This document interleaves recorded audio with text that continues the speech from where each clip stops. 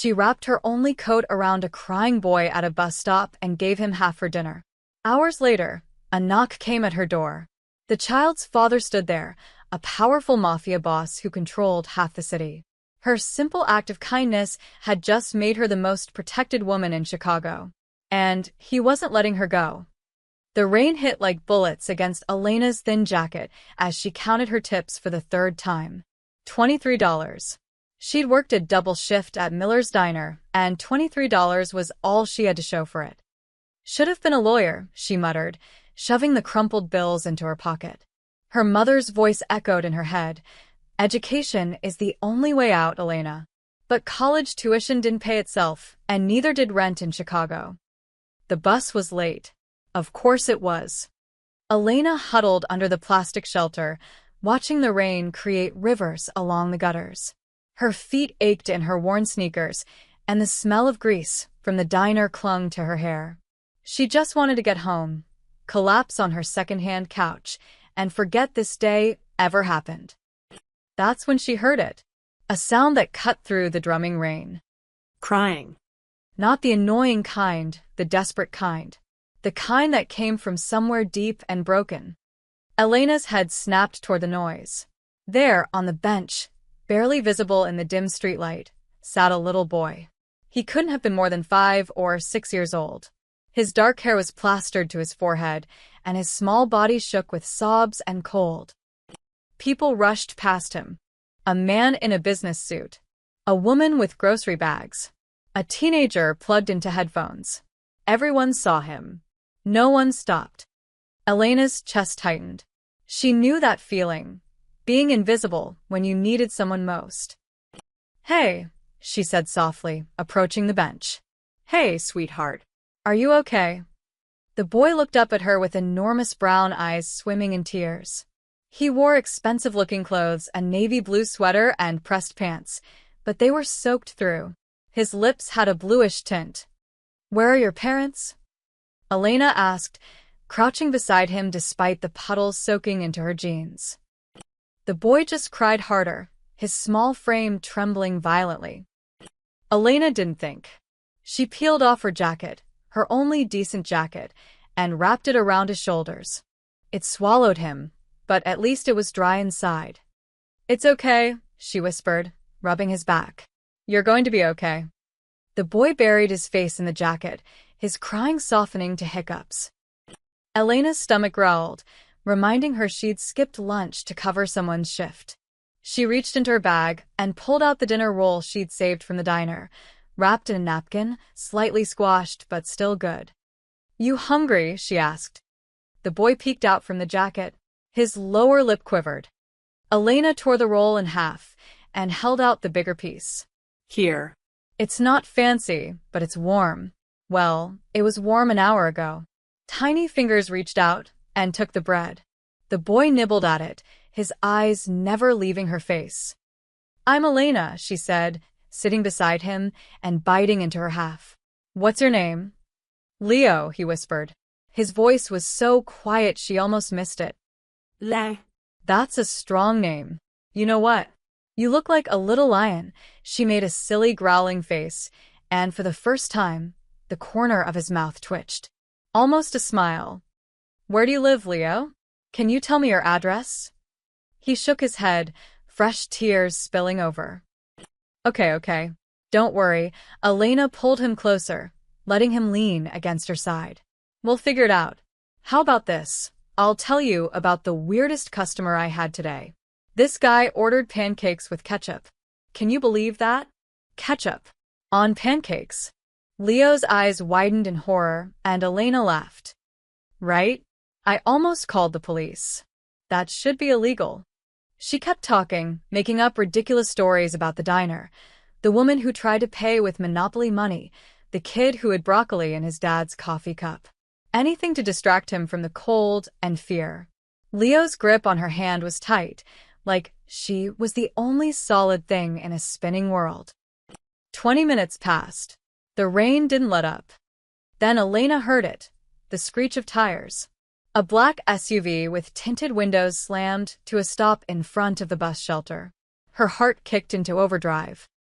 Two men in dark suits jumped out. They weren't police.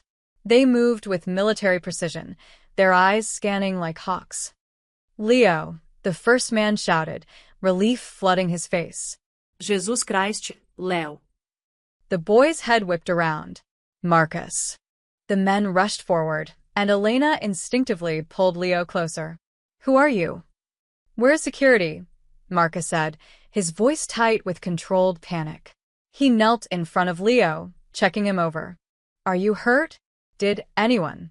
She helped me, Leo said quietly, pointing at Elena. She gave me her coat. The second man was already on his phone. We found him. Yes, sir. He's safe. Southwest corner of Michigan and 18th. Yes, sir. Right away. Marcus looked at Elena properly for the first time. His expression shifted from relief to something else, assessment. Thank you. We've been looking for over an hour. He slipped away from us at the park. Elena stood slowly, her mind racing. Security? Who had security for a kid? He was freezing, she said. You should get him home. And maybe, she bit her tongue before saying maybe watch him better. We will. Thank you. Marcus gently lifted Leo into his arms. Let's go, buddy. Your dad's losing his mind. Wait, Leo said, reaching for Elena. Your jacket. Keep it, Elena said, forcing a smile even though she'd need every layer she owned for the walk home. Looks better on you anyway, Lion. Leo hugged the jacket tighter, his eyes locked on hers as Marcus carried him to the SUV. The second man pressed something into Elena's hand. She looked down, a crisp $100 bill. I can't. You can, he said firmly. For your kindness. Before she could protest, they were gone. The SUV pulled away, leaving Elena standing in the rain with $100 in her hand and a strange heaviness in her chest. She didn't know it then, but that moment, that simple choice to share her bread with a crying child, had just changed everything.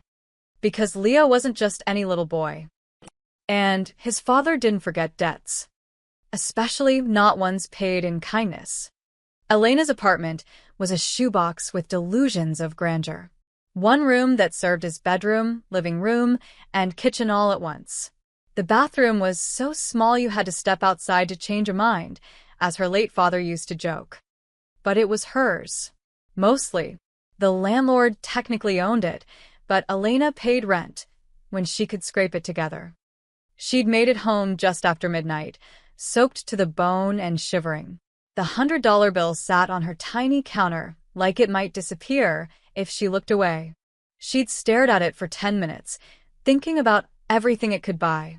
Groceries, the electric bill, new shoes without holes in the soles. But something about it felt heavy, wrong almost. Elena shook her head. She was overthinking. A child had been in danger, she'd helped, and someone had given her money. Simple, normal. Nothing weird about expensive security details and 5-year-olds in designer clothes.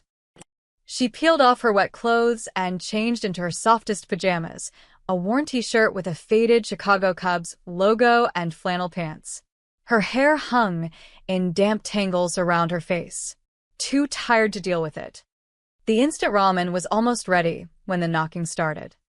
Not normal knocking. Not the tap-tap of a neighbor borrowing sugar. This was firm. Authoritative. The kind of knock that said, open this door, or we'll make our own entrance. Elena's heart stuttered. It was past midnight. Nobody knocked on her door past midnight unless something was very wrong. She crept toward the door, her hands shaking slightly. Who is it? Miss Rossi. A man's voice, professional and clipped. We need to speak with you. It's about earlier tonight. Leo. Elena's mind raced. Had something happened? Was he hurt? She fumbled with the chain lock and yanked the door open.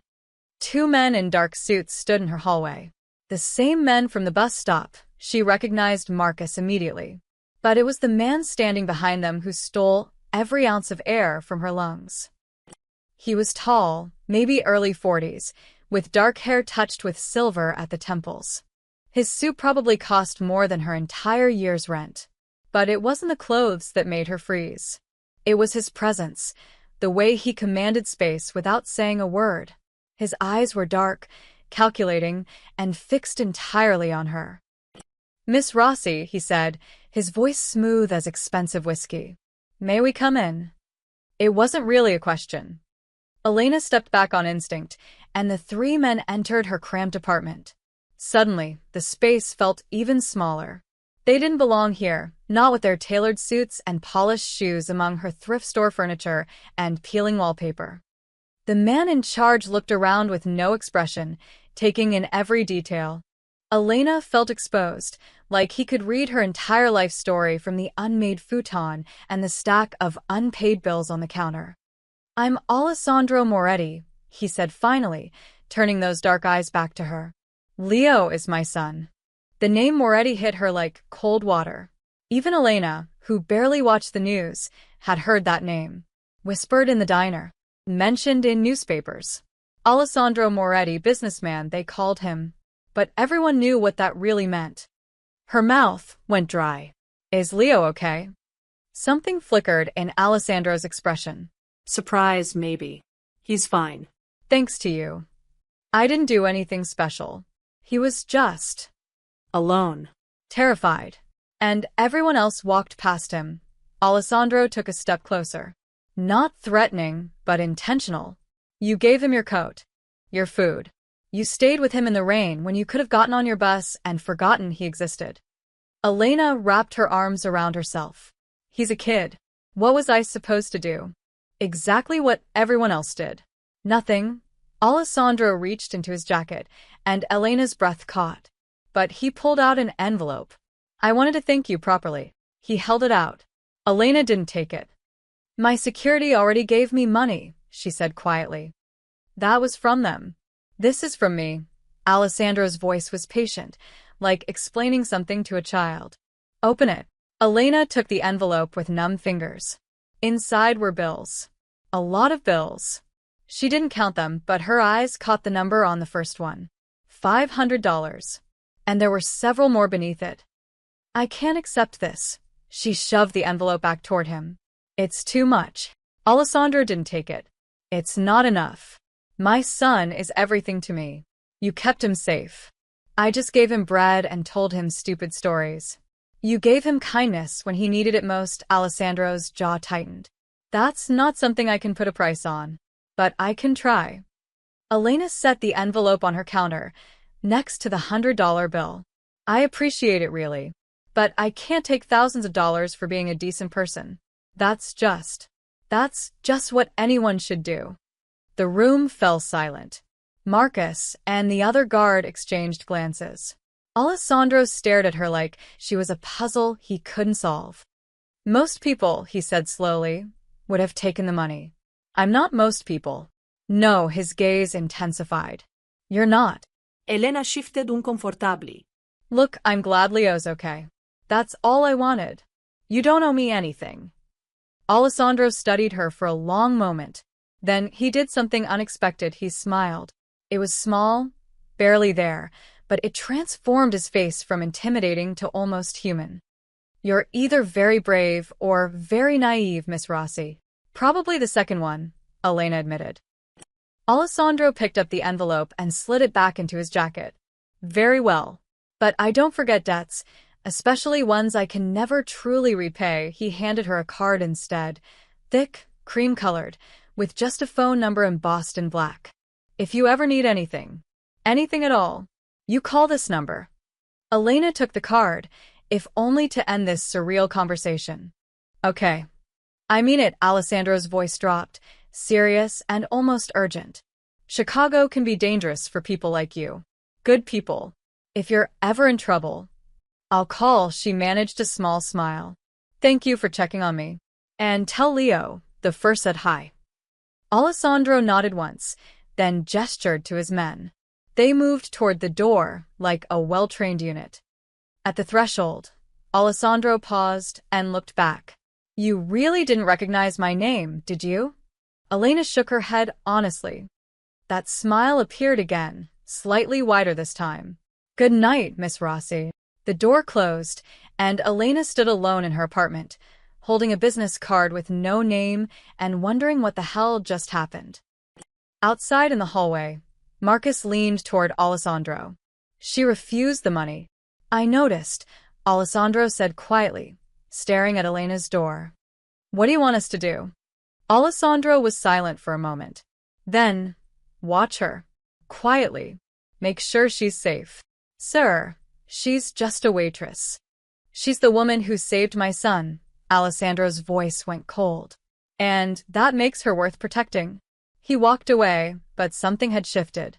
In all his years navigating Chicago's underworld, Alessandro had met thousands of people. Liars, thieves, schematics, and fools. But someone who refused money for genuine kindness, that was dangerous in its own way. Because it meant Elena Rossi was exactly what she appeared to be, truly good. And in his world, that was rarer than diamonds. Elena woke to sunlight streaming through her single window and the smell of burnt toast. She'd slept through her alarm and now had exactly 20 minutes to get ready for the morning shift at Miller's Diner. She threw on her uniform, a blue dress that had seen better days, and grabbed her bag. The business card from last night sat on her counter. She almost threw it away, then changed her mind and tucked it into her wallet. Just in case. The morning was crisp and cold. Elena hurried toward the bus stop, her breath forming small clouds in the October air. She didn't notice the black sedan parked across the street. Didn't see the man in the driver's seat lift a camera and take several photos of her walking down the sidewalk. Marcus lowered the camera and spoke into his phone. Subject leaving apartment. Heading east on foot. Follow at a distance, came Alessandro's voice through the earpiece. And Marcus? Don't let her see you. Understood. Inside his downtown office, a penthouse with floor-to-ceiling windows overlooking Lake Michigan, Alessandro sat behind a mahogany desk, his phone on speaker. Papers were spread before him, but his attention was elsewhere. What do we know? He asked. Another voice crackled through the phone. Tony, his best information man. Elena Maria Rossi. 26 years old. Born in Chicago, South Side. Parents deceased. Father died when she was 16, mother 2 years ago. Cancer. She dropped out of Northwestern University in her junior year to take care of her mom. Never went back. Alessandro's jaw tightened. Go on. Works double shifts at Miller's Diner on South Clark. Has for 3 years. Pays rent on a studio apartment, barely. She's 2 months behind on utilities, 1 month behind on rent. No criminal record. Not even a parking ticket. No drug use, no connections to any organizations. Tony paused. Boss, she's clean. Like, unusually clean. I couldn't find dirt if I planted it myself. Bank accounts. 1 checking account. Currently has $87. She's got student loan debt about $40,000. Makes payments when she can, but she's missed a few. No credit cards. No assets. No car. Alessandro leaned back in his chair, processing. Elena Rossi was exactly what she appeared to be. A young woman struggling to survive in a city that didn't care whether she made it or not. What about friends? Family? No living family. Few friends, mostly co-workers. She keeps to herself. Neighbors say she's quiet, polite. Always says hello. One old lady on her floor says Elena helps her carry groceries sometimes. Tony's tone shifted slightly. Boss, this girl's got nothing. No angles, no schemes. She's just getting by. Alessandro was silent for a long moment. Keep digging. I want to know everything. There's nothing left to find. Then find it anyway. He hung up and stared at the Chicago skyline. Leo had asked about the nice lady 3 times this morning. His son, who barely spoke to strangers, who'd been traumatized into silence after his mother's death 2 years ago, had connected with this woman in minutes. Alessandro's phone buzzed. A text from Marcus. She's at work. Diner on South Clark. We have eyes on all entrances. Good. Elena barely had time to breathe during the morning rush. The diner was packed with construction workers, students, and office employees grabbing coffee before starting their days. Her feet ached, her back protested, but she smiled at every customer. "More coffee, hon?" she asked the man at table 6. "You're a lifesaver," he said, pushing his cup forward. Elena poured, moved to table 8, took an order at table 3, delivered pancakes to table 10. The rhythm was automatic now. She could do this in her sleep. At the counter, old Mr. Peterson, a regular who'd been coming here since before Elena was born, waved her over. "Elena, sweetheart, you look tired." "I'm fine, Mr. P." She refilled his coffee without asking. He always wanted refills. "How's your daughter?" "Pregnant again. 4th grandkid." His wrinkled face beamed. "You should find yourself a nice boy. Settle down." Elena Lauget. "Maybe when I win the lottery." "You're too good for this place," Mr. Peterson said seriously. "Smart girl like you should be doing something better." "I like it here," Elena said, and meant it. The diner wasn't glamorous, but it was honest work. The people were real. Besides, who else would make sure you don't put too much sugar in your coffee? Outside, Marcus sat in a booth at the coffee shop across the street, laptop open, pretending to work. His eyes never left the diner's entrance. A second man, Vincent, sat in a parked car down the block. A third watched from a rooftop 2 buildings over. "Anyone suspicious?" Marcus said into his concealed mic. "Negative," came Vincent's response. "All clear from up top," the third man confirmed. Elena had no idea she was the most protected waitress in Chicago. That afternoon, Alessandro received a folder. Inside were photos. Elena walking to work, Elena laughing with an elderly customer, Elena sitting on her fire escape during her break, eating a sandwich. There was also a list of everything she owned, 7 outfits, mostly secondhand, 12 books, all from the library, a laptop that was 6 years old, a phone with a cracked screen, no television, no jewelry except for a simple silver necklace with her mother's wedding ring on it. Alessandro studied the photos for longer than necessary. In each one, despite everything, Elena was smiling. Not the fake smile people wore, like armor. A real smile, like she'd found something good in a world that had given her every reason to be bitter. His office door opened. Marcus entered and stood at attention. "Sir, she's finishing her shift." No incidents. Though he hesitated. "What?" "A man's been hanging around the diner, watching her.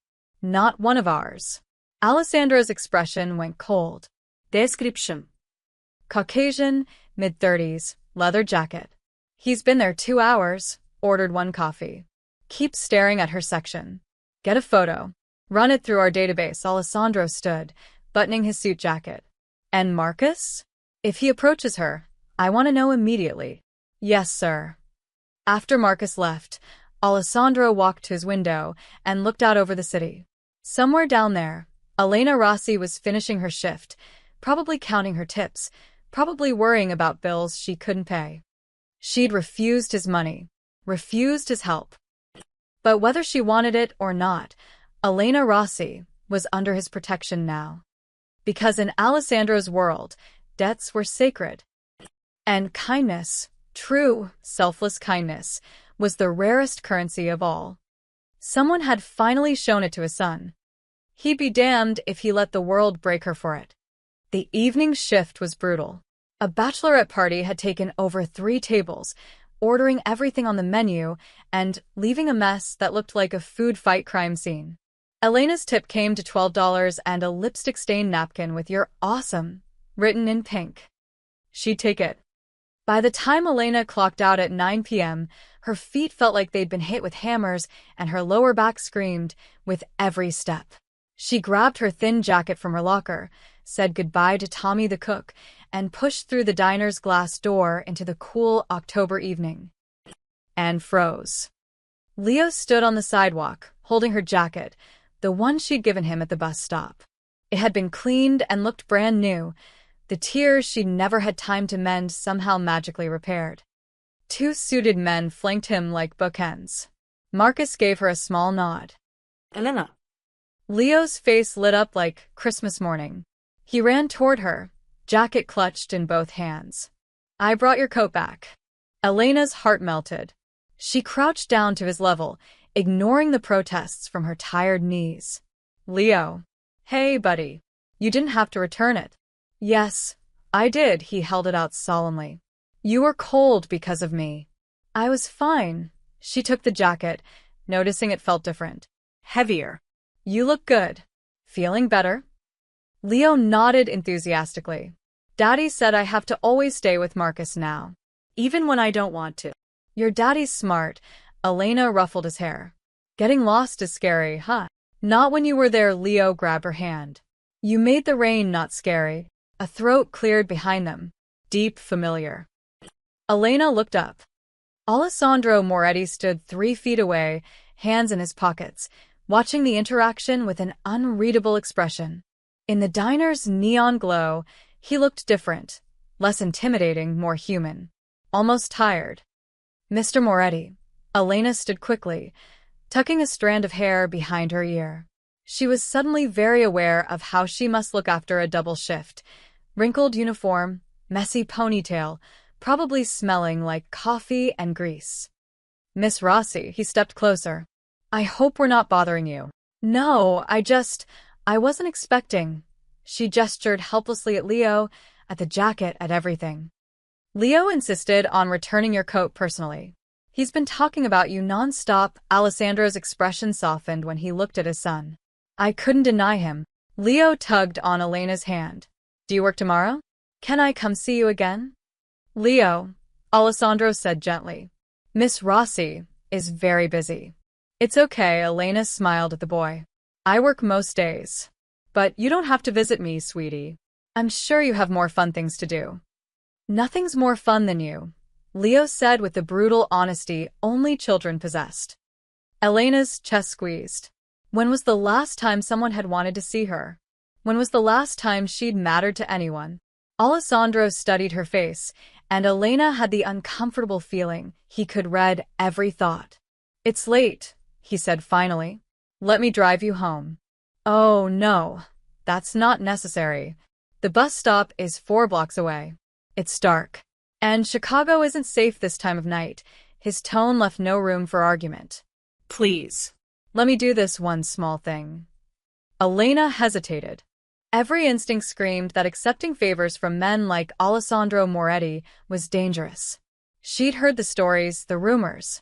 People in his world didn't do anything without expecting something in return. But Leo was looking at her with those hopeful eyes, and Alessandro's offer seemed genuine. Besides, for blocks in the dark did make her nervous. Last week, she'd seen a mugging 2 streets over. Okay, she said quietly. Thank you. Alessandro's shoulders relaxed slightly, like he'd been expecting more resistance. The car's this way. The car was a black Mercedes that probably cost more than Elena would make in 5 years.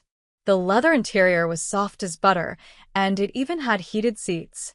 Leo climbed in beside her in the back, immediately chattering about his day. And then I built a fort with all my pillows, and Marcus said it was the best fort ever. Right, Marcus? Best fort I've ever seen, Marcus confirmed from the front passenger seat, his lips twitching. Alessandro Drove.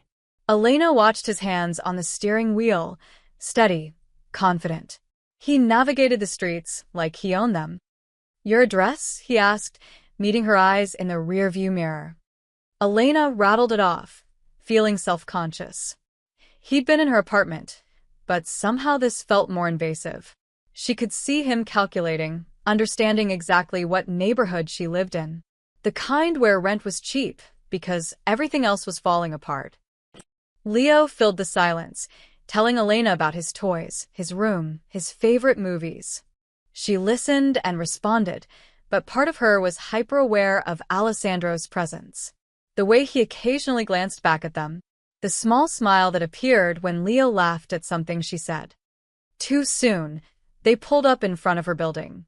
The contrast was stark, the pristine Mercedes against the cracked sidewalk and flickering streetlight. Thank you for the ride, Elena said, gathering her things. Wait. Alessandro turned in his seat to face her. Elena, may I call you Elena? She nodded, unable to find her voice. I know my world makes you uncomfortable. I can see it. His dark eyes were intense, but not unkind. But my son has connected with you in a way he hasn't with anyone since his mother died. That means something to me. Elena's breath caught. I'm sorry. About his mother. 2 years ago, Alessandro's jaw tightened. Cancer. She was gone within months. I understand. Elena's hand went to the necklace at her throat, her mother's ring. I lost my mom 2 years ago too. Same thing. Something shifted in Alessandro's expression. Recognition. Understanding. Then you know, he said softly, what it's like. The hole it leaves. Yeah, Elena's throat tightened. I do. Leo tugged her sleeve. Will you be my friend? The question was so simple, so pure. It broke something in Elena's chest. Of course, sweetheart, she whispered. Alessandro watched her, and for a moment, Elena saw past the expensive suit and dangerous reputation. She saw a father who'd do anything to see his son happy. A man who understood loss. Be careful, Elena, Alessandro said as she opened the door. Chicago has shadows everywhere. I will, she hesitated. And thank you. Really. She climbed out, Leo waving enthusiastically from the window. As the Mercedes pulled away, Elena stood on the sidewalk, holding her repaired jacket and wondering how her simple life had suddenly become so complicated. Inside the car, Leo yawned. I like her, Daddy. I know. Piccolo. Alessandro watched Elena disappear into her building in the rearview mirror. So do I. Marcus shifted. Sir, that man from earlier, we identified him. Carlo Vega. He works for the Russo family. Alessandro's expression went cold. They're watching her. Appears so. Then we watch closer. Alessandro's voice was steel. No one touches her. Understood? Yes, sir. As they drove into the night, Alessandro made a decision. Elena Rossi had stumbled into his world by accident. But now that she was here, now that his son had claimed her as a friend, she was under his protection. Whether she knew it or not. Elena woke to the sound of hammering. She groaned and checked her phone. 7 a.m. Her day off, and someone was making noise in the hallway. Perfect. She shuffled to her door in pajamas and squinted through the peephole. Her landlord, Mr. Kowalski, a man who usually ignored maintenance requests for months, stood in the hallway with a toolbox, actually fixing Mrs. Chen's door handle, the one that had been broken since July. Elena opened her door a crack. Mr. Kowalski. He jumped, nearly dropping his screwdriver. Miss Rossi. Good morning. Elena blinked. Mr. Kowalski had never said good morning in his life. He usually grunted and asked where his rent was. Is everything okay? She asked. Yes. Just doing some repairs. Long overdue, you know, he wiped his forehead. Actually, while you're here, your bathroom faucet. The one that drips. I'll fix that today, too. Elena started. You will? Of course. Can't have my tenants living with broken fixtures, he smiled, but it looked painful, like his face wasn't used to the expression. I'll stop by this afternoon. He scurried away before Elena could respond. Strange. By noon, Elena's faucet was fixed. So was the loose floorboard near her kitchen. And the window that wouldn't close properly. Mr. Kowalski worked with unusual enthusiasm, whistling off-key while he repaired 3 months' worth of ignored problems in 2 hours. All set, he announced, packing his tools. Oh, and Miss Rossi? About the rent. Don't worry about being a few days late. Pay whenever you can. Elena's mouth fell open. I'm sorry, what? No rules. You're a good tenant. Quiet. Respectful, he practically ran for the door. Have a nice day. The door closed, leaving Elena standing in her suddenly functional apartment, completely bewildered. What the hell was happening? That evening, Elena walked to the corner store for groceries. She had $40 to last until Friday, enough for rice, beans, eggs, and maybe some fruit if she was careful. The route took her past the usual characters. The teenagers who hung out by the liquor store, smoking and catcalling anyone in a skirt. They'd hassled Elena a dozen times. She'd learned to walk fast and keep her eyes down. But today, they weren't there. The corner where they usually congregated was empty. Clean, even. Someone had swept up the cigarette butts and broken glass. Elena slowed, confused. In 3 years of living here, that corner had never been empty at this time of night. At the store, she grabbed her usual items, mentally calculating prices. At the register, she handed over her cash and waited for the total. $32.50, the cashier said. Elena frowned at her basket. That couldn't be right. These groceries should cost at least $40. Are you sure? The cashier shrugged. That's what it says. Elena didn't argue. Maybe they'd put something on sale. As she walked home, she couldn't shake the feeling that something was off. The streets felt different. Safer. She passed 2 police cars on patrol, unusual for this neighborhood where cops rarely bothered unless someone called them. A man in a dark coat stood across the street, smoking. Elena glanced at him, and he immediately looked away, pulling out his phone. Another man sat in a parked car, pretending to read a newspaper. At 9 p.m., her heart started beating faster. Was someone following her? She picked up her pace, groceries clutched tight. Her building came into view, and she practically ran the last few yards, fumbling with her keys. Inside, she locked the door and leaned against it, breathing hard. You're being paranoid, she told herself. Nobody's watching you. But the feeling didn't go away. The next morning, Elena found an envelope slipped under her door. No name, no return address. Inside was a receipt from Chicago Electric Company.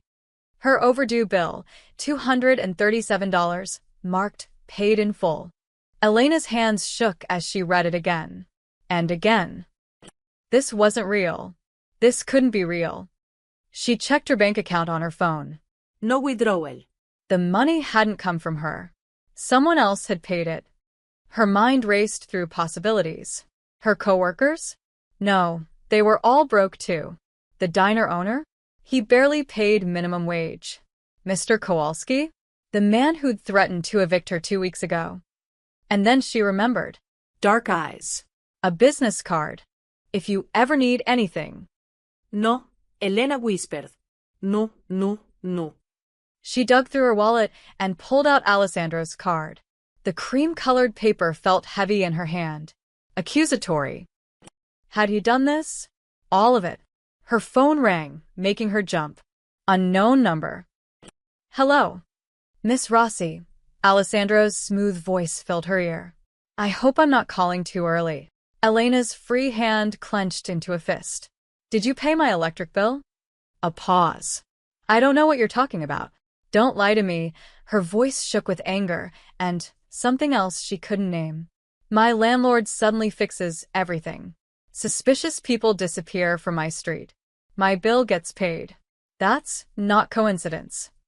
Another pause, longer this time. Would it be so terrible if someone wanted to help you? I told you I don't want your money. It's not about money, Elena, his voice was maddeningly calm. It's about safety. Chicago is dangerous. For you. It's dangerous for you and your world. I was fine before I met you. The words came out harsher than she intended, but she couldn't stop them. I don't need protection. I don't need fixing. I was handling my life. Were you? Alessandro's tone sharpened. You were 2 months behind on utilities. 1 month behind on rent. Walking through dangerous neighborhoods at night. Elena, I've seen your life. You're not handling it, you're drowning. The words hit like a slap because they were true. But hearing him say it, hearing the pity in his voice, made her want to scream. That's my life to drown in, she said quietly. Not yours to fix. Silence stretched between them. Elena could hear him breathing. I can't undo what's been done, Alessandro said finally. But I won't apologize for keeping you safe. I never asked to be kept. No. But my son asked me to keep his friend from being hurt. And I don't break promises to my son, his voice softened. Elena, whether you like it or not, you're part of our lives now. That means you're under my protection. I don't abandon people who've helped my family. This isn't protection, Elena said, tears stinging her eyes. This is control. Call it whatever you want. But the protection stays, he paused. Leo would like to visit you at the diner again tomorrow. If that's all right. Elena closed her eyes. She wanted to say no. Wanted to cut all ties with this dangerous, complicated man and his world. But then she thought of Leo's smile. His small hand in hers. The way he'd said, "Will you be my friend?" "Fine," she whispered. "But this conversation isn't over." "I wouldn't expect it to be." She could hear the smile in his voice. Got it, huh? He hung up, leaving Elena standing in her fixed apartment, holding a paid bill, and wondering how her life had spun so completely out of her control in less than a week. Outside, in a car down the street, Marcus lowered his phone. She knows. Vincent, beside him, whistled low. Boss isn't gonna like that. Boss expected it. Marcus watched Elena's window. She's smart. It was only a matter of time. Think she'll push back. Marcus remembered the fire in Elena's voice, the way she'd stood up to Alessandro without flinching. Absolutely. Good, Vincent said. Boss needs someone who's not afraid of him.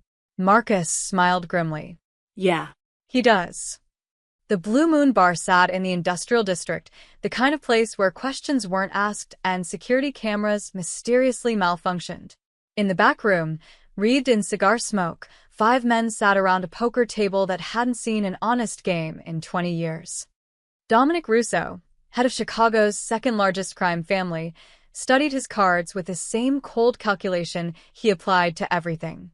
Across from him, his lieutenant Carlo Vega shifted uncomfortably. You got something to say, Carlo? Dominic asked without looking up. It's about Moretti. The other men at the table went still. Dominic set down his card slowly. I'm listening. He's been moving resources. Personal protection detail, surveillance equipment. Running background checks through his people at the courthouse. Carlo leaned forward. All focused on one person. Who? A waitress. 26, nobody special. Works at a diner on South Clark. Elena Rossi. Dominic's eyes narrowed. Moretti doesn't waste resources on nobodies. That's what I thought. So I had her followed. Carlo slid a folder across the table. She's clean. No connections, no family, no money. But 3 days ago, Moretti paid her utility bills. Had her landlord fix her apartment. Stationed men on her street. He's protecting her like she's gold. Dominic opened the folder and studied the surveillance photos. Elena leaving the diner. Elena Buin groceries. Elena smiling at an old man at a bus stop. She looked ordinary, harmless, which meant she was anything but. A mistress? One of the other men suggested. Too much protection for a mistress, Dominic said. You put a woman in a nice apartment, give her jewelry, keep her quiet. You don't deploy a 6-man security detail. He tapped the photo. This is different. She means something. Maybe she knows something, Carlo offered. Information? Leverage? Or maybe she's bait. Dominic smiled coldly. Moretti's playing a game, and we need to know the rules. He looked at Carlo. I want eyes on her 24/7. I want to know everyone she talks to, everywhere she goes. If she sneezes, I want to know what direction the wind was blowing. Already done, boss. We've got 3 guys rotating surveillance. Make it 6. And Carlo. Dominic's voice dropped to a whisper. Be discreet. If Moretti catches you watching his pet project, it'll start a war. Carlo nodded and left. The poker game resumed, but Dominic's mind was elsewhere. Alessandro Moretti was the most calculating bastard in Chicago. He didn't make moves without 3 contingencies and an exit strategy. If he was protecting some random waitress, there was a reason. And Dominic intended to find out what it was. Elena wiped down table 6 for the 3rd time, her mind elsewhere. It had been 2 days since her argument with Alessandro, and she couldn't stop thinking about it. The protection hadn't stopped. If anything, it had increased. She'd spotted at least 4 different men watching her building at various times. They were trying to be subtle, but Elena had grown up in Chicago. She knew what surveillance looked like. You okay, honey? Cheryl, the older waitress who'd worked at Miller's for 15 years, touched her arm. You've been distracted all week. I'm fine, Elena forced a smile. Just tired. Cheryl didn't look convinced. Wouldn't have anything to do with that handsome man and his adorable kid who've been coming in every day. Elena's cheeks flushed. They're just customers. Customers don't look at you the way he does, Cheryl winked. And they definitely don't tip $50 on a $20 check. He what? Yesterday. Left a 50, walked out before you could return it, Cheryl squeezed her shoulder. Whatever's going on, be careful. Man like that comes with complications. You have no idea, Elena thought. The bell above the door chimed. Elena looked up, and her heart did an unwelcome flip. Alessandro walked in with Leo, both dressed casually, or what passed for casual when your jeans probably cost more than rent. Leo spotted her immediately and ran over, his face glowing. Elena! We came back. I see that. Elena crouched down, unable to resist his enthusiasm. How's my favorite lion?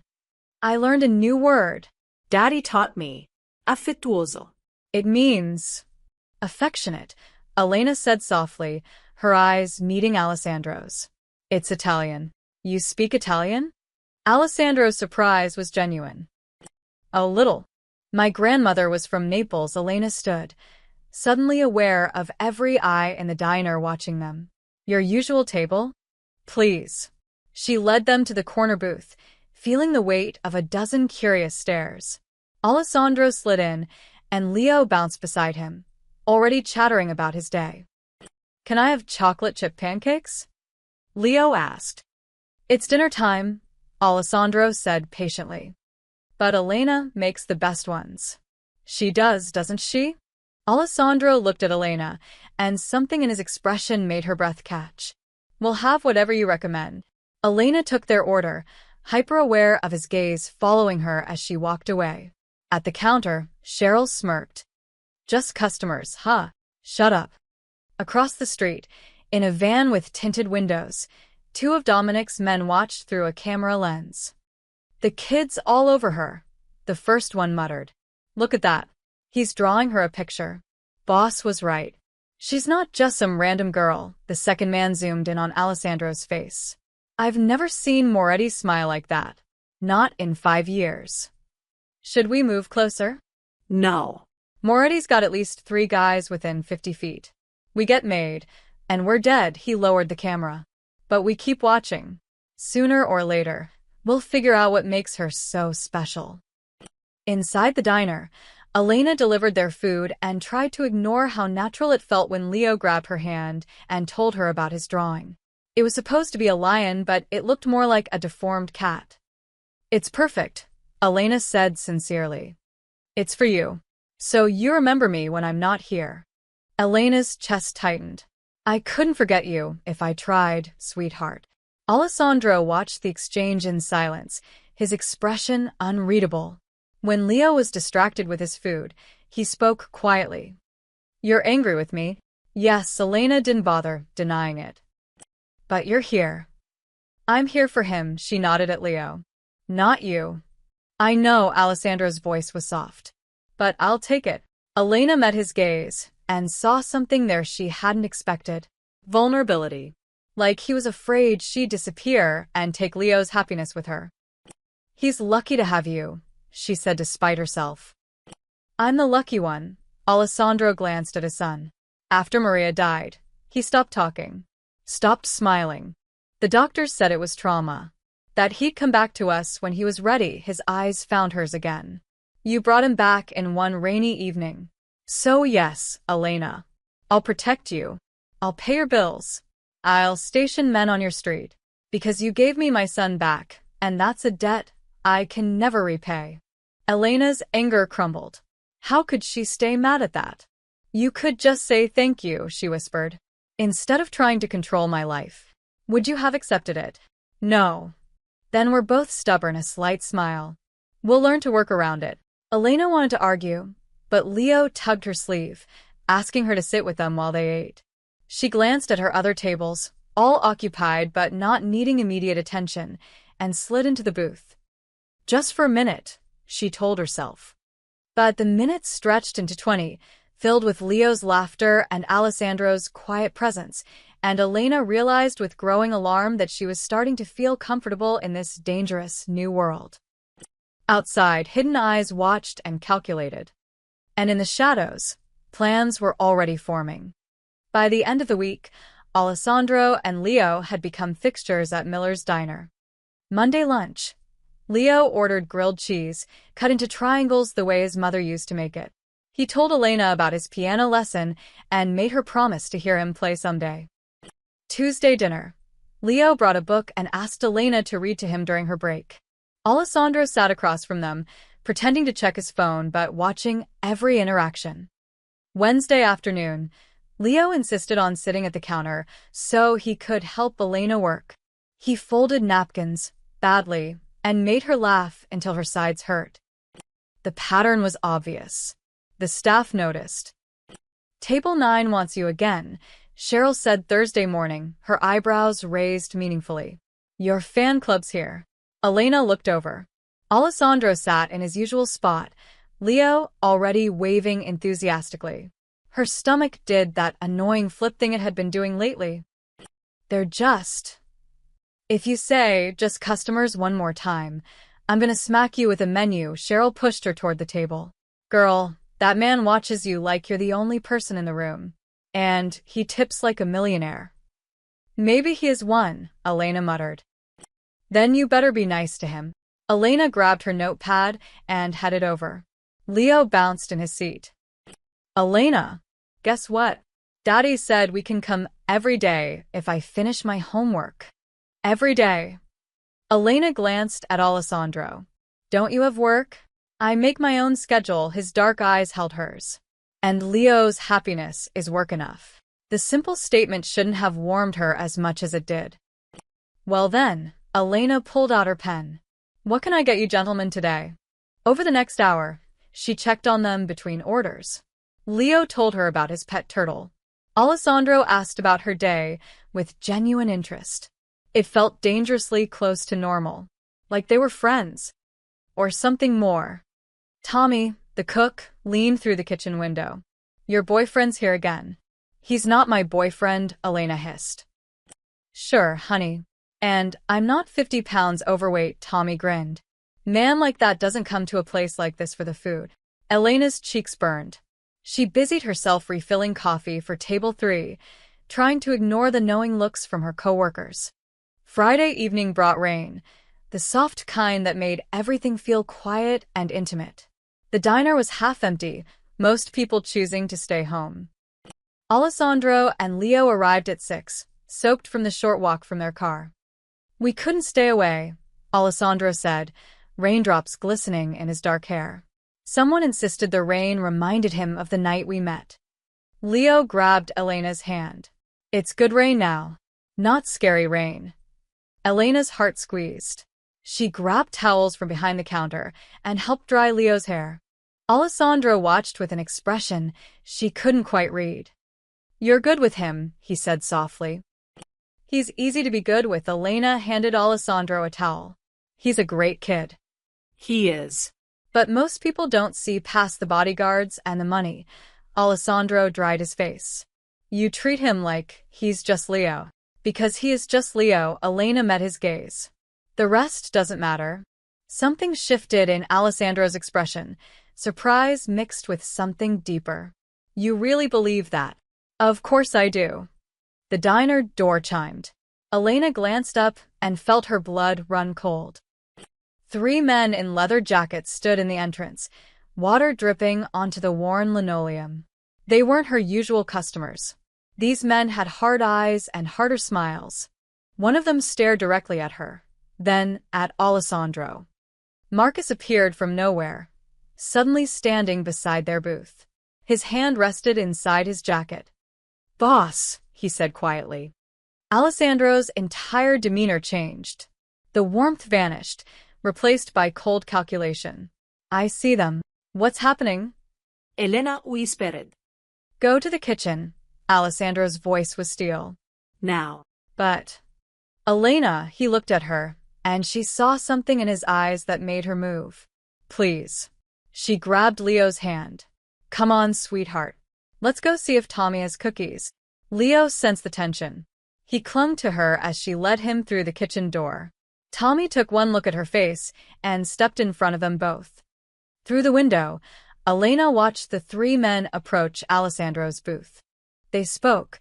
She couldn't hear what, but Alessandro's expression never changed. After a tense minute, the men left.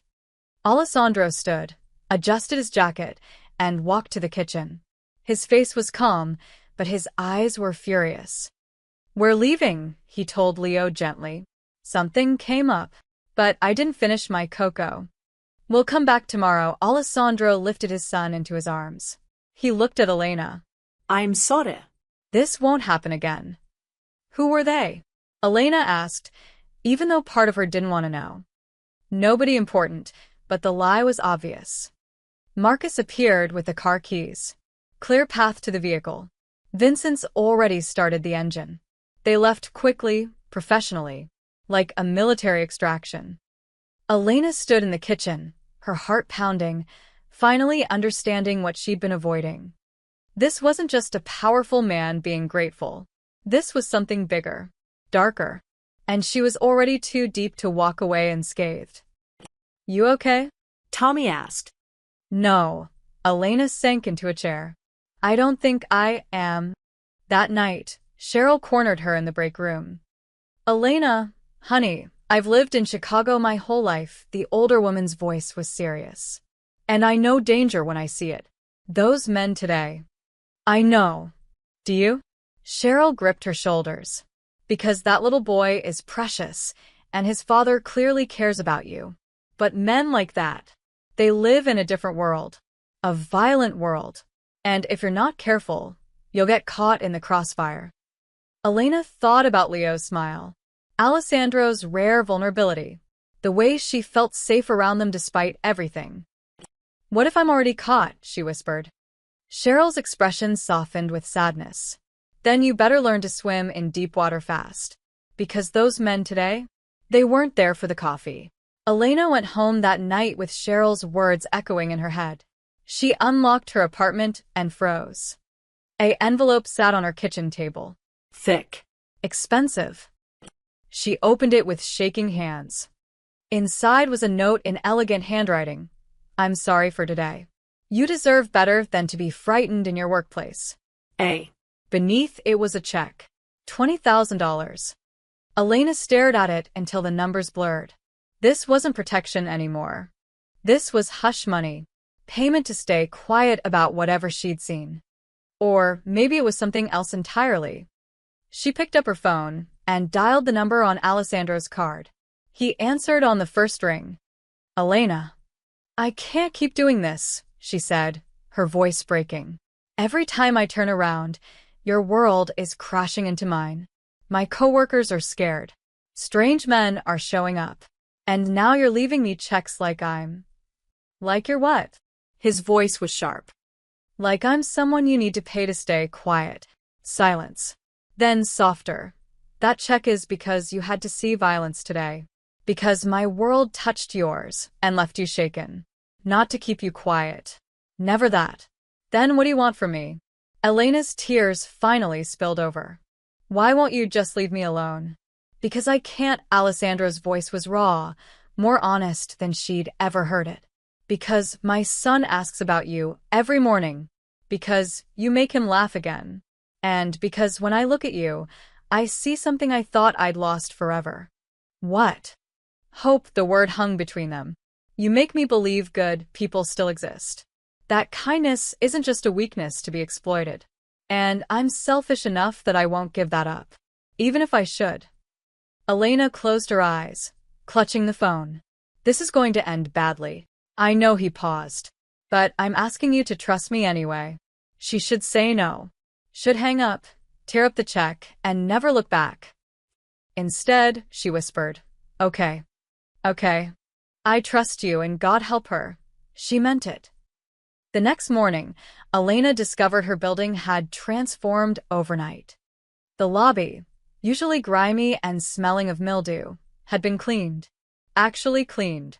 The cracked mirror had been replaced. The burnt-out light fixtures now worked. Even the ancient mailboxes had been polished. Mr. Kowalski stood in the entrance, practically vibrating with nervous energy. Miss Rossi. Good morning. He rushed over, wringing his hands. I hope the building improvements meet your satisfaction. Elena stared at him. Mr. Kowalski, what's going on? Just making sure our tenants are comfortable. His smile looked painful. If you need anything at all, you let me know immediately. Day or night. I'm at your service.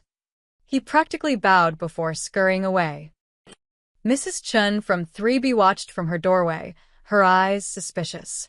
That man hasn't cleaned this building in 10 years. Now suddenly he's Mr. Fix-It. She looked at Elena. What did you do, girl?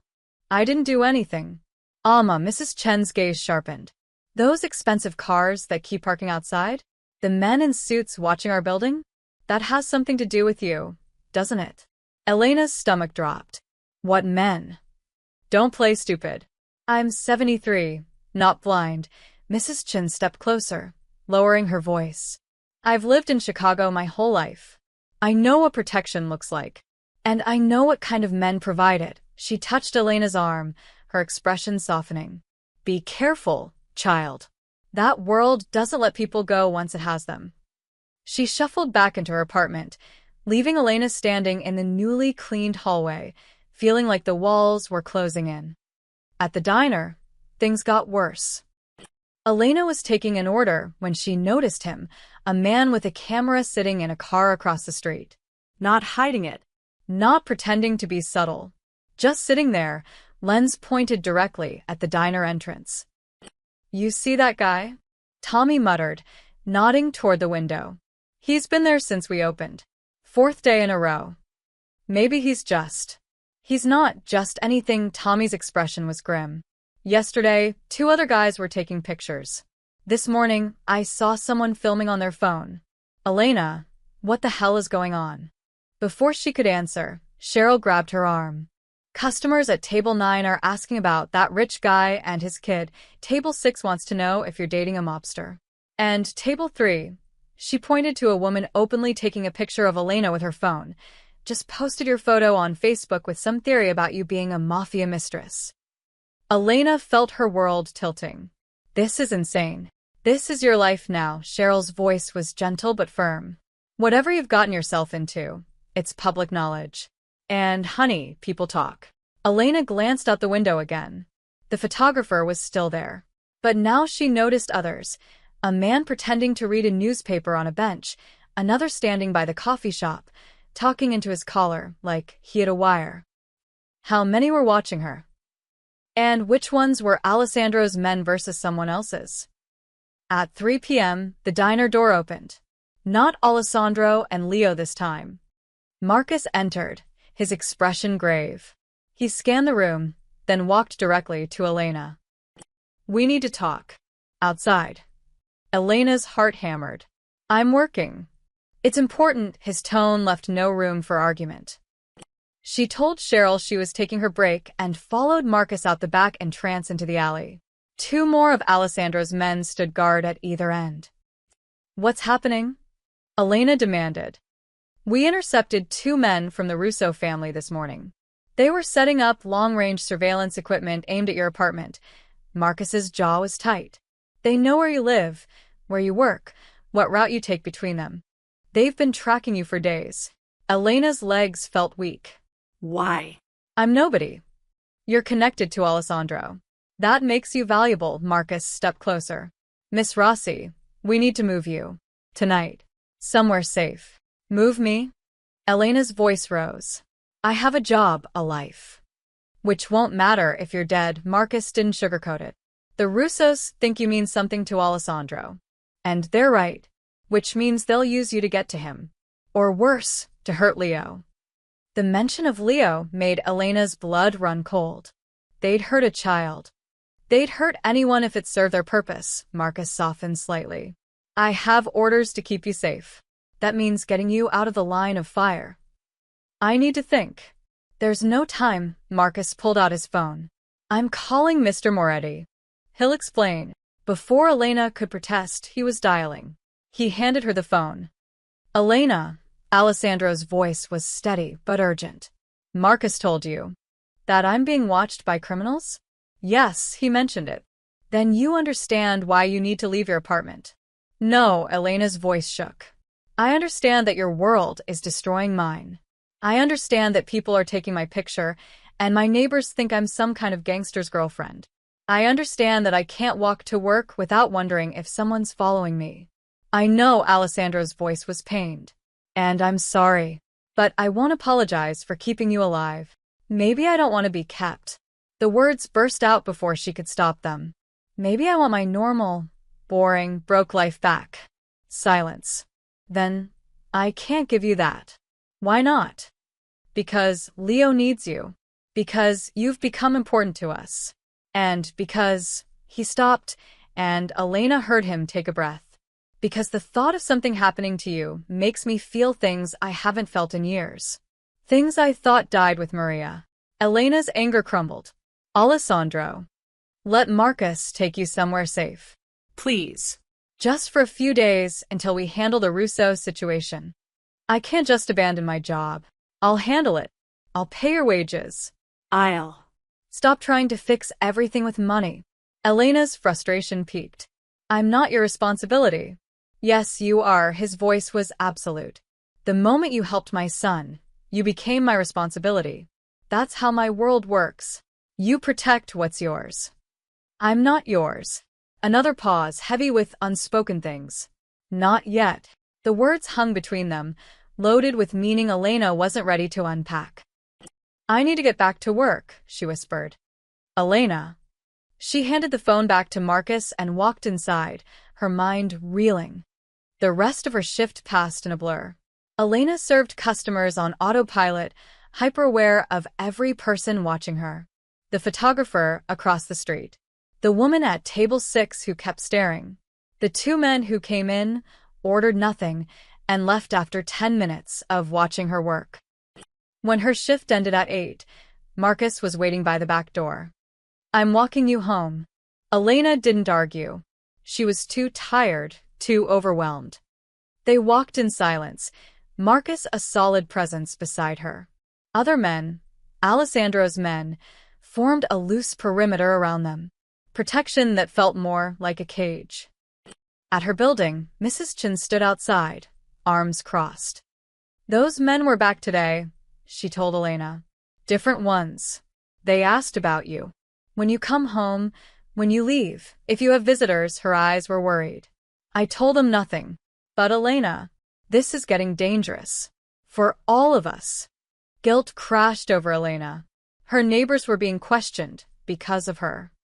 I'm sorry, she whispered. Don't be sorry. Be smart. Mrs. Chen squeezed her hand. Whatever you're involved in, make sure it's worth the price.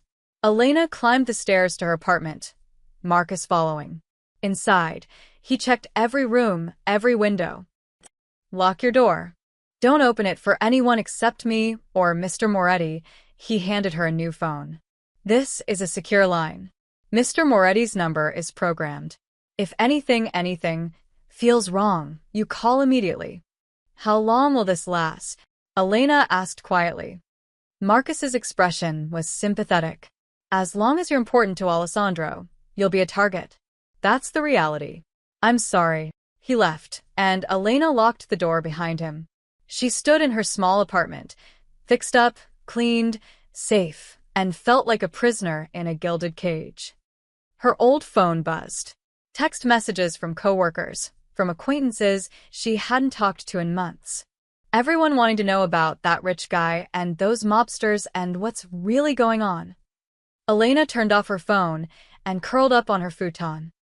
She'd made her choice. She'd said she trusted Alessandro. But trust didn't make the fear disappear. And somewhere in Chicago's shadows, rival eyes were watching, waiting for the perfect moment to strike. The afternoon shift started like any other.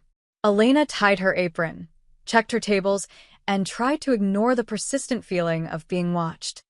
At 2 p.m., Alessandro and Leo arrived. The routine had become comfortable. Leo's excited wave, Alessandro's subtle nod, Marcus taking position near the door, while Vincent watched from outside. Elena! Leo bounded over, clutching a drawing. Look, I made you another picture. It was a stick figure with wild hair holding hands with a smaller stick figure. That's you and me, Leo explained proudly. Best friends. Elena's heart melted. It's perfect. I'll put it on my fridge. Promise. Promise. Alessandro watched them with that expression he got sometimes, soft around the edges, like seeing them together healed something broken inside him. The usual? Elena asked. Please, Alessandro's phone buzzed. He frowned at the screen. I need to take this. Leo, stay with Marcus. But Daddy.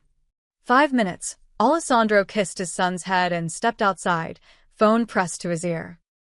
Elena brought Leo crayons and a coloring sheet. He settled into the booth, humming while he drew. Marcus stood nearby, alert but relaxed. Everything was normal. Until it wasn't. The black van screeched to a stop outside the diner. Elena glanced up, her heart already kicking into overdrive. 4 men jumped out, moving fast. Too fast. Not bothering with subtlety. Marcus saw them a split second before they reached the door. Get down. The diner erupted in chaos. The men burst through the entrance, one pulling a gun. Customers screamed. Chairs scraped as people dove for cover. The kid, one man shouted. Get the kid. Elena's body moved before her brain caught up. She lunged for Leo, wrapping herself around him as he started to scream. Kitchen. Marcus roared, drawing his own weapon. Elena, go. Elena didn't think. She grabbed Leo and ran, his small body clutching her neck, his terrified sobs vibrating against her shoulder. It's okay, she gasped, even though nothing was okay. Behind her, gunshots cracked like thunder. Glass shattered. People were screaming. Elena burst through the kitchen door, Tommy's shocked face blurring past. She didn't stop. Couldn't stop. Back door. Tommy yelled, pointing. Elena ran, her lungs burning, Leo's weight making her arms shake. She hit the back door with her shoulder, stumbled into the alley, and slammed it shut behind them. Her hands fumbled with the lock, the deadbolt, the chain. Elena, I'm scared. Leo sobbed into her neck. I know, baby. I know. She set him down behind a dumpster, her body between him and the door. Listen to me. You stay here. You stay quiet. Can you do that? Leo nodded, tears streaming down his face. The back door handle rattled violently. Someone was trying to get through. Elena looked around frantically. No weapon. Nothing but trash bags and broken pallets. She grabbed a discarded metal pipe, gripping it with shaking hands. If they came through that door, she'd fight. She'd die before she let them touch Leo. The door shuddered under heavy impacts. They were kicking it. Stay back, Elena whispered to Leo, raising the pipe. Then voices from the other side. Different voices. FBI. Drop your weapons. No. Not FBI. Vincent, status. That was Marcus. 3 down, 1 fleeing east. The door burst open. Elena swung the pipe, but Marcus caught it mid-swing. It's me. It's me. He held up his free hand. You're safe. We got them. Elena's legs gave out. She dropped the pipe and fell to her knees, gasping for air. Leo ran to her, and she wrapped him in her arms, both of them shaking violently. You're okay, she whispered into his hair. You're okay, you're okay. Alessandro appeared in the doorway, and Elena had never seen such raw fear on anyone's face. He looked at Leo, at Elena holding him, and something cracked in his expression. Leo, his voice broke. Figlio mio. Leo released Elena and ran to his father. Alessandro caught him, crushing him against his chest, his eyes squeezed shut. Daddy, Elena saved me, Leo cried. The bad men came, but Elena saved me. Alessandro's eyes opened and locked onto Elena's. The intensity there stole her breath, gratitude, fear, something deeper she couldn't name. "Are you hurt?" he asked her, his voice rough. Elena shook her head, unable to speak. Marcus appeared with a tablet. "Boss, you need to see this. Security footage." Alessandro reluctantly set Leo down, keeping one hand on his son's shoulder. Marcus angled the tablet so they could both see. The footage showed everything. The van. The armed men, Marcus engaging them, and Elena grabbing Leo, shielding him with her own body, running. The way she'd positioned herself between him and the door in the alley. The pipe raised, ready to fight men with guns despite having no chance of winning. Alessandro watched in silence, his jaw clenched so tight Elena could see the muscle jumping. "She didn't hesitate," Marcus said quietly. "Not for a second." Alessandro handed back the tablet. He walked to Elena, who was still on her knees in the dirty alley. He crouched in front of her, his face inches from hers. "You could have died," he said hoarsely. So could he. Elena's voice was steady despite her shaking hands. "I wasn't going to let them take him." Why? Alessandro's eyes searched hers desperately. "Why would you risk your life for him?" "Because I love him," the words came out simple. True. "Because he's just a little boy who's already lost too much. Because someone had to." Alessandro stared at her like she'd spoken a language he'd forgotten existed. Then he did something that shocked everyone present. He reached out and cupped her face in both hands, his thumbs gentle against her cheeks. "You protected my son twice now," he whispered. "Do you understand what that means to me? What you mean to me?" Elena couldn't breathe. Couldn't think. Could only feel the warmth of his hands and the weight of his gaze. "You're coming home with us," Alessandro said, and it wasn't a request. Tonight. "I won't risk your life again. You're under my protection permanently, and that means you're under my roof." "Alessandro." "This isn't a negotiation, Elena." His voice was steel wrapped in velvet. "You saved my son. Twice. That makes you family. And I protect my family with everything I have." Leo grabbed her hand. "Please come home with us? Please." Elena looked at the little boy she'd grown to love, then at his father, who'd somehow worked his way past all her defenses.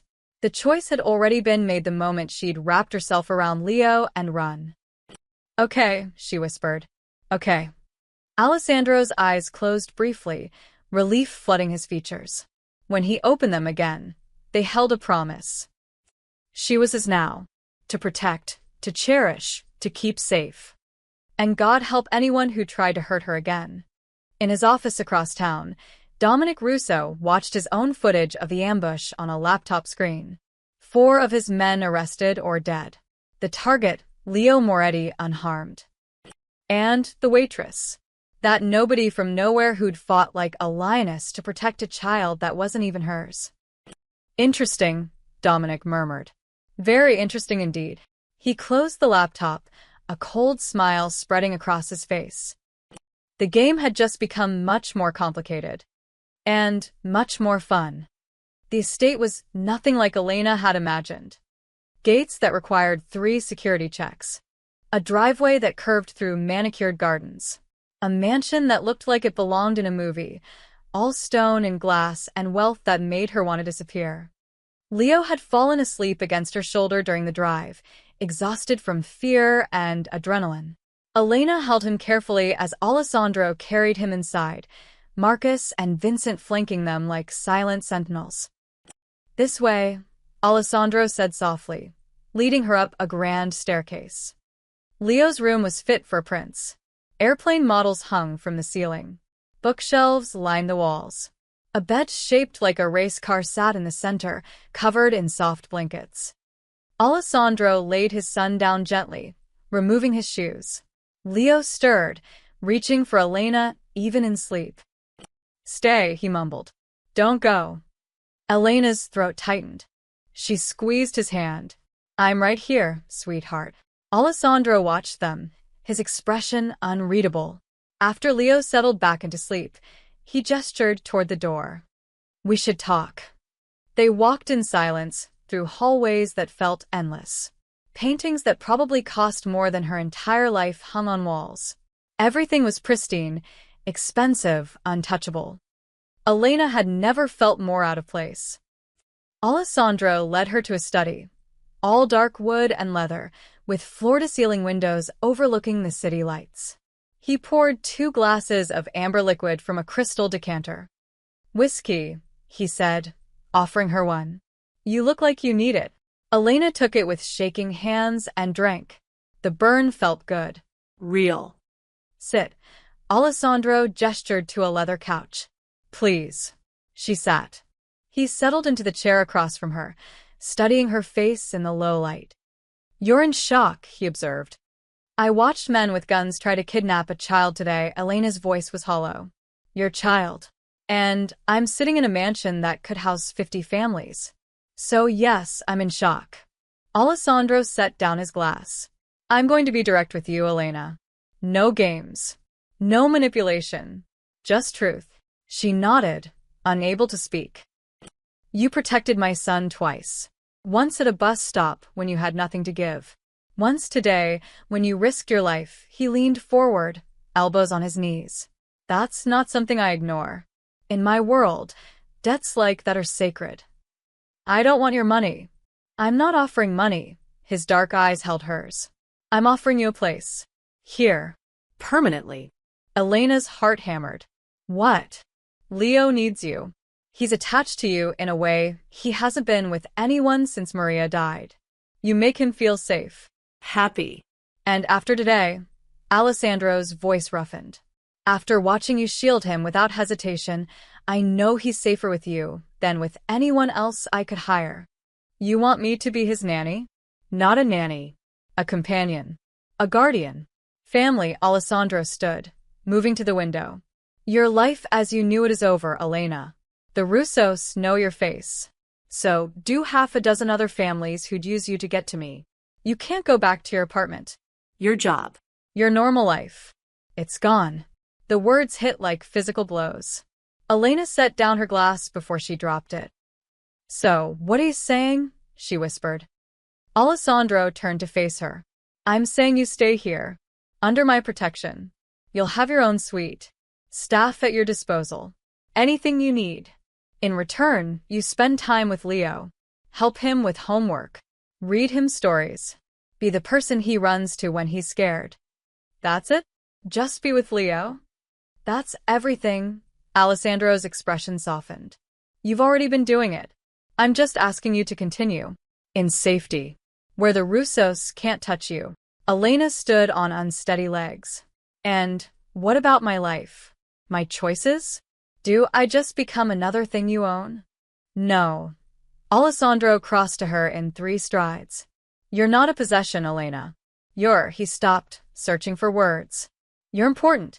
To Leo. To me. And I won't let you be hurt because of us." "I'm not yours to protect," Elena said, but her voice lacked conviction. "Aren't you?" Alessandro's gaze was intense. "You love my son. You admitted it today. And whether you'll admit it or not, you've already chosen us over your old life. You came here willingly. Because there were men with guns. Because you couldn't bear the thought of leaving Leo." Alessandro's voice dropped to barely above a whisper. "Just like I can't bear the thought of you in danger. So here we are." Elena wanted to argue, but the truth sat heavy in her chest. He was right. Somewhere between the rainy bus stop and today's chaos, she'd stopped being just a waitress who helped a lost boy. She'd become part of their lives. And they'd become part of hers. "What if I say no?" she asked quietly. "What if I want to try to go back?" Alessandro's jaw tightened. "Then I'll put you in a safe house with 24-hour security. I'll pay for everything you need. I'll make sure you're protected." He paused. "But Leo will be devastated. And you'll never see him again, because I won't risk him getting attached to someone who'll leave." The words were brutal in their honesty. But fair. She'd known Alessandro long enough to understand. He protected what was his with absolute ruthlessness, even if it meant keeping people apart. "That's manipulative," Elena said. "That's parenthood." Alessandro's expression was pained. "My son has lost enough. I won't let him lose someone else he loves unless there's no other choice. Elena walked to the window, staring at Chicago's glittering skyline. Somewhere out there was her tiny apartment, her job at the diner, her struggling, lonely, ordinary life. A life she'd been miserable in if she was honest. And here was Alessandro, offering her safety, Purpose. a child who loved her, a life that terrified and tempted her in equal measure. What happens when Leo grows up? She asked. When he doesn't need me anymore? Then you stay anyway. Alessandro's voice was closer now. He'd moved behind her, near enough that she could feel his warmth. Because by then you'll be family. And family doesn't leave. Elena closed her eyes. Your world is violent. Dangerous. Yes. People will always be trying to hurt the ones you care about. Yes. Including me if I stay. Yes. Alessandro's hand touched her shoulder, gentle. But I'm very good at protecting what's mine, Elena. And I promise you, I will keep you safe. Elena turned to face him. In the low light, with his guard down, Alessandro looked less like a dangerous crime lord and more like a man who'd lost too much and couldn't bear to lose anything else. I'm scared, she admitted. So am I. His honesty stunned her. Scared of failing you. Of failing Leo. Of being selfish by asking you to accept this life. His hand moved from her shoulder to cup her cheek, the gesture achingly tender. But I'm asking anyway. Stay. Please. Elena thought of Leo's arms around her neck. His whispered, don't go, the way he called her his best friend. She thought of Alessandro's rare smiles. The way he looked at her like she was something precious. The safety she felt despite the danger, simply because he decided she mattered.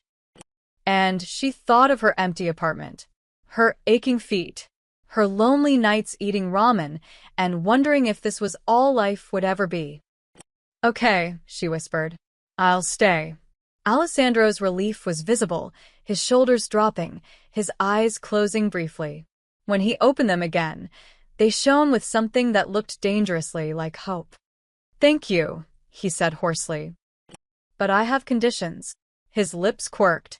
Of course you do. I'm not a prisoner. I can leave the estate. I can have friends. I can have my own life. With security. But yes. And you don't pay me like an employee. If I'm family, then I'm family. Not staff. Alessandro's smile widened. Agreed. And Elena took a breath. You're honest with me. About your work. About the dangers. I won't be kept in the dark. Alessandro studied her face for a long moment. Then he nodded. That's fair. And brave. Or stupid. Perhaps both. He offered his hand. Do we have an agreement? Elena looked at his outstretched hand. This was it. The moment everything changed forever. She took his hand. His fingers closed around hers, warm and sure. We have an agreement, she said. And just like that, Elena Rossi, struggling waitress from Chicago's South Side, became part of Alessandro Moretti's family. For better or worse. Elena didn't sleep. The guest suite Alessandro had given her was larger than her entire apartment. A king-sized bed with sheets that probably cost more than her monthly rent. A bathroom with heated floors and a shower big enough for 3 people. Windows overlooking gardens lit by subtle landscape lighting. It was beautiful.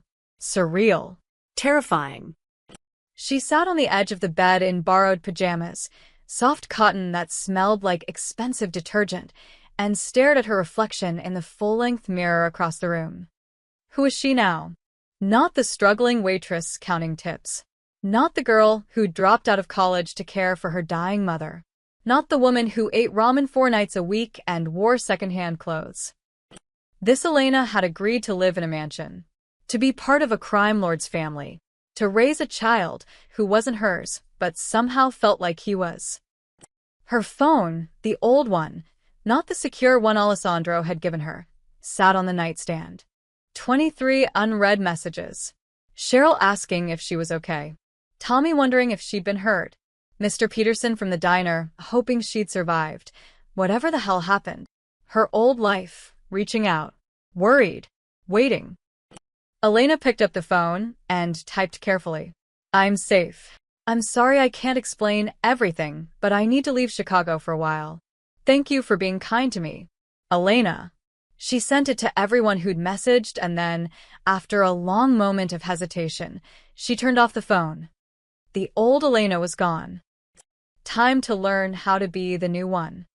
Morning came too quickly. Elena had finally dozed off around 5 a.m., only to wake at 7 to soft knocking. Miss Rossi. A woman's voice, accented and professional. Mr. Moretti asked me to check if you needed anything. Elena opened the door to find a woman in her 50s with kind eyes and gray hair pulled into a neat bun. I'm Rosa, she said with a warm smile. Head housekeeper. Though honestly, that's a fancy way of saying I make sure this place doesn't fall apart. She held out a tray with coffee, fruit, and pastries. I thought you might be hungry. Thank you. Elena took the tray, feeling awkward. You didn't have to. Mr. Moretti was very clear. You're not a guest. You're family, which means I'm here to help, not to serve. Rosa's eyes twinkled. Though between you and me, I've worked for this family for 15 years. It's nice to see someone good finally walk through these doors. Elena didn't know what to say to that. Rosa stepped back. Mr. Moretti is handling some business this morning, but he left instructions. Marcus will take you to your apartment to collect your things. You're to take whatever you want. Reality crashed down. This was really happening. When? Elena asked. Whenever you're ready. An hour later, Elena stood outside her apartment building for what felt like the last time. Marcus and Vincent flanked her. Two other men she didn't recognize waited by a black SUV. Mr. Kowalski appeared in the lobby entrance, wringing his hands. Miss Rossi, I heard about the incident at the diner. Are you all right? I'm fine. Elena managed to smile. I'm actually moving out today. I know I have a week left on rent. Already handled. Mr. Kowalski's nervousness was palpable. Mr. Moretti's people contacted me this morning. Paid through the end of the lease. Even paid for damages to the unit, though there aren't any. He paused. You're a good tenant, Miss Rossi. I'm sorry to see you go. Because you're terrified of what Alessandro will do if I'm not happy, Elena thought but didn't say. Thank you, Mr. Kowalski. Upstairs, her apartment looked smaller than she remembered. Sadder. The few belongings she'd accumulated over the years seemed pathetic in the morning light. Take your time, Marcus said quietly, standing by the door. We're in no rush. Elena moved through the space mechanically. Clothes into a suitcase. Books into a box. Her mother's wedding ring, always around her neck, but she grabbed the small jewelry box that held her mother's other pieces. Photos from college, before everything fell apart. Her father's old watch that didn't work anymore. Everything she owned fit into 3 boxes and 2 suitcases. 3 years of her life, packed in under an hour. Mrs. Chen appeared in the doorway, breathing hard from the stairs. I heard you were leaving. Mrs. Chen. Don't. The old woman held up a hand. I know what I know. And I know you're doing what you have to do. She pressed something into Elena's hand. A small jade Buddha on a chain. My mother gave this to me when I came to America. For protection. For luck. Her eyes were wet. You're going to need both, child. Elena's throat closed. She hugged Mrs. Chen tightly. Thank you. For everything. You be smart. You be careful. And you remember, you're stronger than you think. Mrs. Chen pulled back, cupping Elena's face. Your mother would be proud. You saved a child. That matters more than anything. After Mrs. Chen left, Elena took one last look around. The leaky faucet Alessandro had fixed. The window that finally closed properly. The tiny kitchen where she'd eaten 1,000 lonely meals. Goodbye, she whispered. Back at the estate, Rosa showed Elena to her permanent suite. Not a guest room, her room. It was stunning. Cream walls with soft gray accents. A sitting area with a fireplace. Bookshelves waiting to be filled. French doors that opened onto a private balcony overlooking the gardens. Mr. Moretti had it prepared last night, Rosa explained. He wanted you to feel welcome. If there's anything you'd like to change. It's perfect, Elena breathed. And it was. Too perfect. Like stepping into someone else's life. The staff has been instructed, Rosa continued. You're to be treated with the same respect as Mr. Moretti himself. If anyone gives you trouble, you come directly to me or to Alessandro. I'm not used to this, Elena admitted. People helping me, treating me like I matter. Rosa's expression softened. You saved Leo's life. Twice. In this house, that makes you sacred, she patted Elena's hand. Now, let me show you where everything is. Leo will be home from his tutor in an hour, and he's been asking about you every 5 minutes.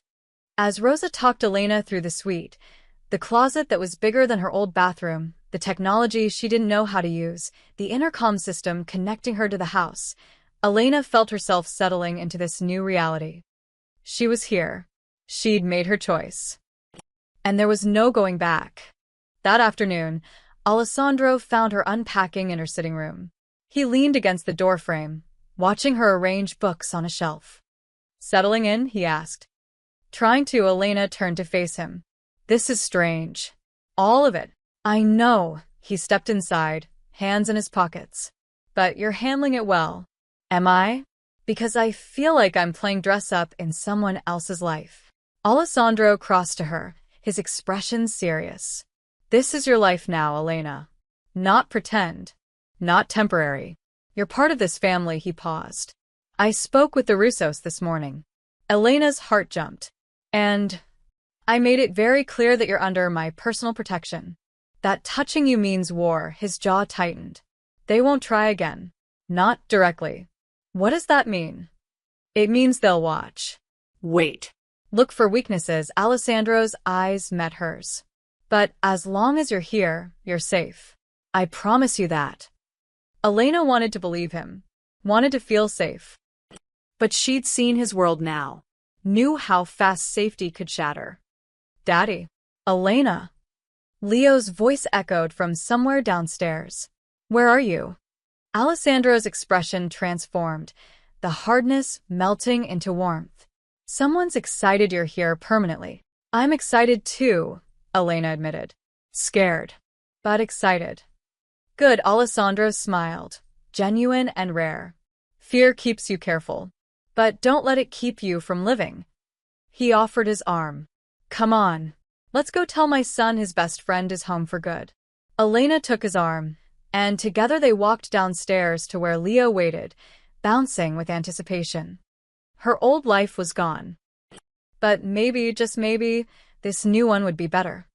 Leo spotted them from the grand foyer and let out a shriek of pure joy. Elena!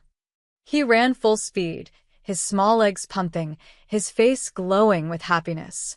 Elena barely had time to brace herself before he crashed into her, wrapping his arms around her waist with fierce determination. You're here. You're really here. He looked up at her, eyes shining. Daddy said you're staying forever. I'm staying, Elena confirmed, kneeling to his level. If that's okay with you. Okay? It's the best thing ever. Leo hugged her again, tighter. Now I have a daddy and an Elena. I'm the luckiest kid in the whole world. Elena's eyes burned with tears she refused to let fall. How had this little boy worked his way so completely into her heart? How had 10 days changed everything? I'm pretty lucky too, she whispered, kissing his forehead. Come on, I have to show you my room. And the game room. And the library, it has 1,000,000 books. Leo grabbed her hand, tugging insistently. And the gardens. We have a fountain with fish. Real fish. Leo, Alessandro said gently. Let Elena breathe. She just got here. But Daddy. How about this? Elena interrupted. You show me one thing now, and we'll explore the rest together tomorrow. Deal? Leo considered this with the seriousness of a business negotiation. Two things, Elena agreed, laughing. Yes. Leo pumped his fist and dragged her toward the stairs. First, my room. I have a telescope. As they disappeared up the staircase, Leo's excited chatter echoing through the mansion, Alessandro stood in the foyer with Rosa beside him. That boy hasn't smiled like that since his mother passed, Rosa said quietly. Miss Rossi is good for him. She is. Alessandro couldn't take his eyes off the stairs where they'd vanished. Even now, he could hear Leo's laughter from somewhere above. Real laughter. The kind that came from genuine happiness, not polite pretending. And she's good for you too, sir, Rosa added with the familiarity of someone who'd known him for 15 years. If you don't mind me saying, Alessandro glanced at her. Oh, you smile more. You're home more. You look at her the way you looked at Miss Maria, like she's something precious. Rosa's expression was knowing. That girl doesn't realize it yet, but she's not just here for Leo. Rosa. I'm just saying what everyone in this house can see, she patted his arm. Don't wait too long to figure it out yourself. She walked away, leaving Alessandro alone with thoughts he'd been avoiding for days. Elena was here for Leo. That was the agreement. The arrangement. But even Alessandro couldn't lie to himself that well. 2 hours later, he found them in the library. Leo had fallen asleep on Elena's lap, a book about constellations open beside them. Elena stroked Leo's hair absently, staring out the window at the gardens bathed in golden afternoon light. She looked peaceful, like she belonged there. He wore you out, Alessandro said softly from the doorway. Elena smiled, without looking away from the window. He has the energy of 5 kids. How do you keep up? I don't. That's why I needed you. Alessandro entered and sat in the chair across from them. He's going to sleep well tonight.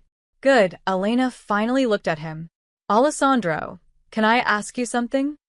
Anything. Why me? She gestured around the library. You could have hired professionals. People trained for protection, for childcare. Why trust a waitress who knew nothing about your world? Alessandro was quiet for a long moment, choosing his words carefully.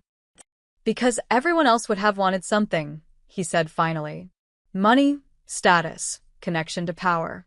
They'd see Leo as a means to an end. He leaned forward, his elbows on his knees. But you? You saw a scared little boy in the rain, and you gave him your coat. You didn't know his last name. Didn't know what he could give you. You just helped because it was right. Anyone would have. No, Alessandro's voice was firm. They wouldn't. People walked past him that night. Dozens of them. You were the only one who stopped. His eyes held hers. That's why you. Because you're good, Elena. Genuinely good. And my son deserves that. Deserves you. Elena's breath caught. I don't know if I'm as good as you think. You are. I've spent 20 years reading people, understanding their motives, seeing through their lies. Alessandro's intensity made her skin warm. You're the most honest person I've ever met. And in my world, that's rarer than diamonds. They sat in comfortable silence, Leo sleeping peacefully between them. Outside, the sun painted the sky in shades of amber and rose. I'm scared this won't last, Elena admitted. That I'll wake up and it'll all be gone. It'll last, Alessandro promised. Because I don't let go of what matters. And you matter, Elena. To Leo. To this family. He paused, something vulnerable crossing his features. To me. Before Elena could respond, Leo stirred, mumbling in his sleep. Love you, Elena. Elena's heart cracked open. She looked down at the little boy who'd lost his mother, who'd been terrified and alone until a rainy night brought them together. I love you too, sweetheart, she whispered. When she looked up, Alessandro was watching her with an expression that stole her breath. Not just gratitude. Not just respect. Something deeper. Something that promised this was only the beginning. Welcome home, Elena, he said softly. And for the first time in years, since before her mother got sick, since before she dropped out of school, since before the world had beaten her down into just surviving, Elena felt it. Home. Outside, Marcus stood at his post by the garden entrance, watching through the window as Elena laughed at something Leo said after waking up. Alessandro's rare smile appeared, genuine and warm. Never thought I'd see the day, Vincent said, joining him. What day? The day Alessandro Moretti looked at someone like that. Like she's the most important thing in the room. Marcus smiled. About time. That man's been alone too long. Thinks she knows that she just became the most protected woman in Chicago? The most valuable piece on the board? Marcus shook his head. No. She still thinks she's just the waitress who helped a kid. Good, Vincent lit a cigarette. Let her keep that innocence a little longer. World's dark enough. Inside, Leo dragged Elena toward the piano, insisting she hear him play. Alessandro followed, his calculating gaze softened into something almost tender. The woman who'd once shared her bread with a crying child at a rainy bus stop now stood in the home of one of Chicago's most powerful men, not through force or manipulation, but through the simplest gift of all: kindness. And sometimes, kindness was the strongest currency in the darkest world.